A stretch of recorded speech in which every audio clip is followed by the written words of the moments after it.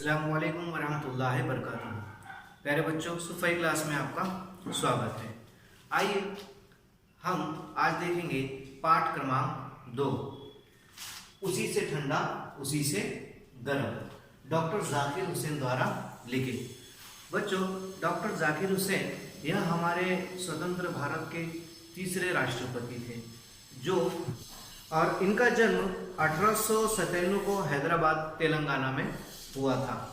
प्यारे बच्चों, डॉक्टर जाकिर हुसैन साहब ने बहुत ही अच्छे ढंग से यह हास्य कथा लिखी है, जिसमें उन्होंने एक लकड़हारे और एक बालिश्तिए, जिनको हम छोटे कद वाले जो लोग होते हैं उनको बालिश्तिए कहा जाता है, इनके माध्यम से उन्होंने बहुत ही अच्छे तरीके से ये समझाया है कि कभी भी हमको किसी भी अपरिचित को नहीं सताना चाहिए।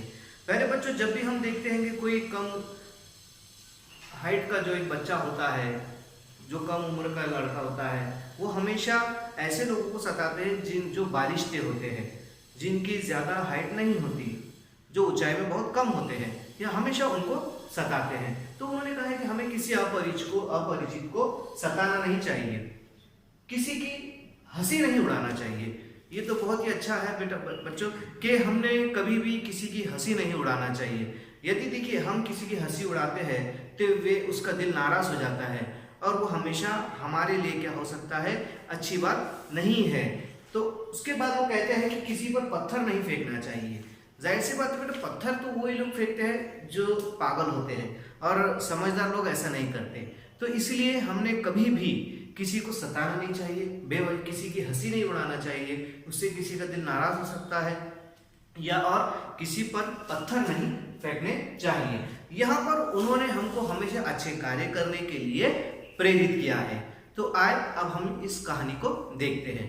बच्चों, ये एक लकड़हारे की कहानी है जो बहुत ही मेहनती था और लकड़ियाँ काटता था, उसको बाजार में बेचता था और उसके साथ में अपना घर चलाता था, अपना जीवन यापन किया करता था। एक बार जब वे लकड़ियां काटने के लिए गया तो उसने देखा कि अब कहीं पर भी सूखी लकड़ी बची नहीं है, तो वो गहरे जंगल में चला गया, जंगल के अंदर चला गया और वहां पर उसने देखा कि यहाँ पर तो कई सारे वृक्ष है और उसमें से एक सूखा वृक्ष वो काटने लगा। काटते काटते कई समय हो गया और उसके बाद में उसने अपनी कटी हुई लकड़ियों को बीनना शुरू कर दिया। बीनना का अर्थ होता है चुनना, कलेक्ट करना। बहुत दूर खड़ा एक बालिश्ते उसको बहुत देर से देख रहा था और वे बालिश्ते उसको बहुत देर से देख रहा था और उसके पास में आया और उससे प्रश्न पूछने लगा। बच्चों, ये बालिश्ते जो होते हैं यानी छोटे कद के जो लोग होते हैं, वे हमेशा हमारे समाज से बहुत दूर अपनी ही एक छोटा सा कबीला बसाते हैं और वहां पर ही अपना जीवन यापन करते हैं। क्योंकि जब वे लोग हमारे बीच में आते हैं तो हमारे असंस्कारी बच्चे जो होते हैं वे उनको बहुत सताते हैं और उन पर हंसते हैं। तो इस प्रकार के कार्य हमको कभी नहीं करने चाहिए। तो एक बालिश्ते उस लकड़हारे को बहुत देर से देख रहा था कि वे लकड़ियां काटता था, फिर कटी हुई लकड़ियों को बीनता था और उसको जमा करके रखता था। अचानक वो बालिश्ते उनके पास में आया और उसने लकड़हारे को देखा और लकड़हारे को एक भूख का एहसास हुआ। उसने सोचा कि चलो अब बहुत देर से मैं लकड़ियां काट रहा हूं, अब मुझको बहुत ही भूख लगी है। वो जाड़े का मौसम था। जाड़े का मौसम जब भी वो लकड़ियां काटता था, लकड़ियां काटते काटते उसकी उंगलियां अकड़ने लगती थी, तो वो अपनी उंगलियों को फूंक मारता, गर्म करता था, जिस तरह से हम अक्सर ठंडियों में करते रहते हैं। इस तरह से फिर दोबारा से लकड़ियां काटना शुरू कर देता था। बालिश्ते ने देखा ये अपने हाथ में बार बार क्या फूंकता है। वे उसके पास में आया, उसने कहा कि भाई आप बुरा ना मानो तो एक बात पूछूं। वो आदमी के कद को देखकर लकड़हारा हंसने लगा। उसने अपनी हंसी को कंट्रोल किया, अपनी हंसी पर उसने नियंत्रण किया और नियंत्रण करने के बाद उसने कहा कि हाँ पूछो, क्या पूछना चाहते हो। उसने कहा मैं बहुत देर से देख रहा हूँ कि आप अपने हाथों में फूंकते हैं और फिर लकड़ियां काटने लगते हैं, फूंकते हैं फिर लकड़ियां काटने लगते हैं, ऐसा क्यों। लकड़हारे ने जवाब दिया कि ठंड के कारण मेरे हाथ सिकुड़े जाते हैं और हाथ सिकुड़ने की वजह से मेरे काम नहीं हो रहा है, इसलिए मैं अपने हाथों में बार बार फूंक कर क्या करता हूँ, उसे ठंडा करता हूँ, उसे गर्म करता हूँ।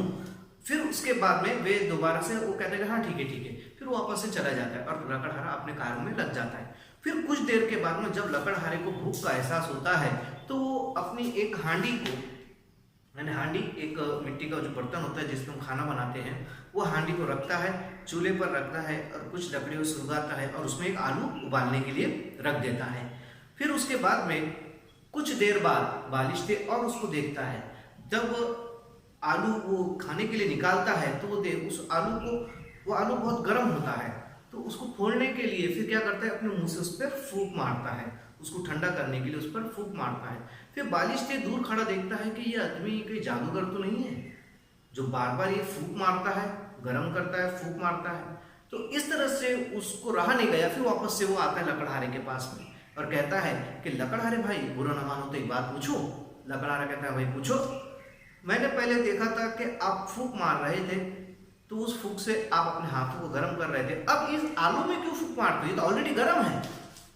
पर लकड़हारा उसको जवाब देता है कि भैया पहले मैं जो फूंक मार रहा था वो सिर्फ मैं आलू को, मैं अपने हाथों को गर्म करने के लिए मार रहा था, और अब मैं फूंक मार रहा हूं क्यों, इसलिए कि ताकि मैं इस आलू को ठंडा करके उसको खा सकूं।